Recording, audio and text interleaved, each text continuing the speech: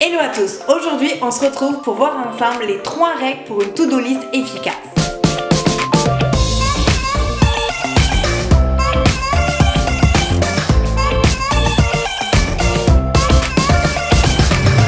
Tout d'abord, pourquoi une to-do list? Une to-do list va vous permettre de vous mettre en action et d'augmenter votre motivation. Nous avons tous des grosses semaines entre la famille, le travail, toutes les activités à côté. Nous avons beaucoup de choses à faire.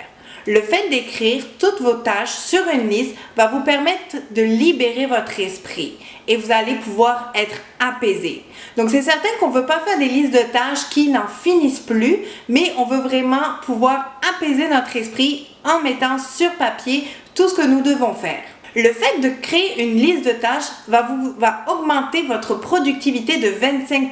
C'est-à-dire que vous avez beaucoup plus de chances d'accomplir vos tâches si vous les écrivez plutôt que de les garder seulement dans votre tête. Le fait d'écrire aussi une liste de tâches va vous permettre de repousser la procrastination. Vous savez, cette procrastination de toujours remettre au lendemain? Tout le monde a entendu ce mot, on le fait, on le répète toujours, la procrastination, qu'est-ce que c'est? C'est de toujours repousser au lendemain, au lendemain, au lendemain et pour finir être dans un rush total parce qu'on n'a plus le temps. Ensuite, la to-do list vous permet aussi de vous apaiser. Apaiser votre conscience, apaiser votre esprit plutôt que de vous surcharger de plein de choses à faire. Donc, on va vraiment écrire toutes les tâches qu'on doit faire afin de pouvoir libérer votre esprit. Donc, les 3 règles vraiment importantes pour une to-do list efficace. La première chose, c'est d'être réaliste. On ne veut pas faire une liste de souhaits. On ne veut pas faire une liste interminable de choses à faire qui va nous épuiser. C'est vraiment un outil pour nous aider, pour nous apaiser et non pour nous épuiser. Donc moi, je vous conseille d'y aller avec une tâche importante. C'est la tâche qu'il faut vraiment faire dans votre journée ou dans votre semaine. C'est non négociable, la tâche la plus importante. Et ensuite, y aller entre 5 à 3 tâches que vous allez pouvoir faire dans votre journée. Donc, si vous êtes débutant, je vous conseille d'y aller avec 3 tâches. Pour les experts, vous connaissez votre capacité à accomplir vos tâches, donc allez-y selon vos habitudes. La deuxième chose qui est vraiment importante, c'est d'avoir un échéancier.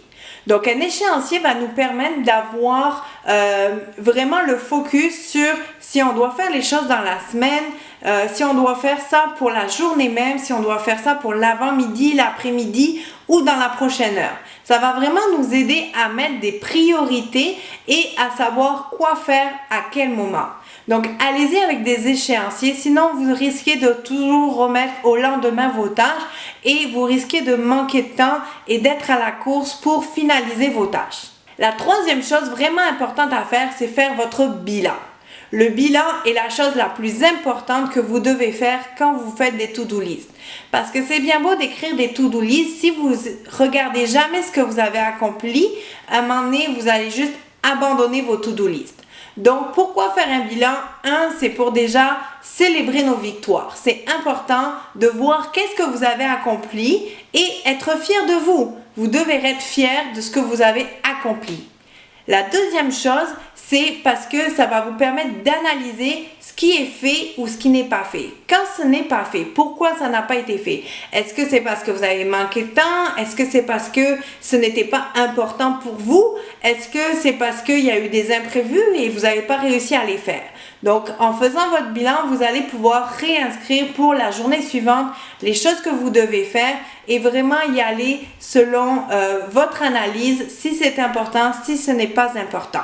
Maintenant que nous avons vu les 3 règles importantes pour une to-do list, de quelle manière vous allez la mettre en pratique? Donc moi, je vous propose 2 formules. Soit la formule directement sur papier, que c'est vraiment ma préférée, ou vous avez aussi les supports numériques. Pour la version papier, j'ai quelque chose pour vous.